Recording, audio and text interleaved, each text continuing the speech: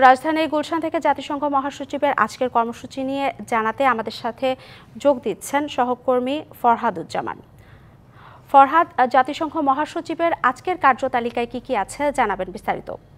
যে আপনি যেমনটা জানেন, আজকে সকাল ৯টার দিকে জাতিসংঘের মহাসচিব বাংলাদেশে জাতিসংঘের যে কার্যালয় আছে সেখানে তিনি এসেছেন এবং এইখানকার যে পতাকা উত্তোলন করেছেন এবং এই বাংলাদেশের সাথে যে ৫০তম প্রতিষ্ঠাবার্ষিকী সেটার যে একটি চিত্র প্রদর্শনী ছিল সেটাও তিনি ঘুরে দেখেছেন। এরই মধ্যে বাংলাদেশের দুজন উপদেষ্টা এসেছিলেন তার সাথে দেখা করতে, তারাও ইতিমধ্যে এখান থেকে চলে গেছেন। এর পাশাপাশি আর একটা বিষয় জানিয়ে রাখি, ইনি আজকে ১২টা বা এর কিছুক্ষণ পরে কিন্তু জাতিসংঘের মহাসচিব জাতিসংঘের যে কার্যালয় বাংলাদেশে আছেন সেখান থেকে বের হবেন এবং এরপর থেকে তিনি তার অন্যান্য কার্যক্রম শুরু করবেন।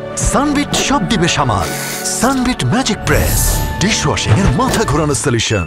এর মধ্যে হোটেল ইন্টারকন্টিনেন্টাল যে দুপুর ২টা বা এর কিছুক্ষণের মধ্যেই হয়তো বিভিন্ন বিএনপি সহ বিভিন্ন রাজনৈতিক দলের সাথে তিনি বৈঠকে বসবেন। এখানেও জাতিসংঘের যে প্রতিনিধি আছে বাংলাদেশের, সেখানে তাদের সাথেও তিনি বৈঠকে বসেছেন। এখন পর্যন্ত ভিতরেই তিনি অবস্থান করছেন। বৈঠক শেষ না হওয়ায় তিনি এখান থেকে বের হন নাই এবং আজকে বিকেলে একটি যৌথ প্রেস ব্রিফিং হওয়ার কথা রয়েছে। পাশাপাশি সন্ধ্যায় জাতিসংঘের মহাসচিবের সৌজন্যে ইফতার ও নৈশভোজের আয়োজন করেছেন বাংলাদেশের প্রধান উপদেষ্টা এবং আগামীকাল রোববার সকালে তারা আসলে ঢাকা ছাড়ার কথা আছেন এবং সকালে এখানে আসার পরে বিভিন্ন কয়েকজন এখানে জাতিসংঘের যারা প্রতিনিধি আছেন তারা কিন্তু দেখেছি সকাল থেকেই আসছেন এবং তার সাথে বৈঠকে অংশ নিয়েছেন।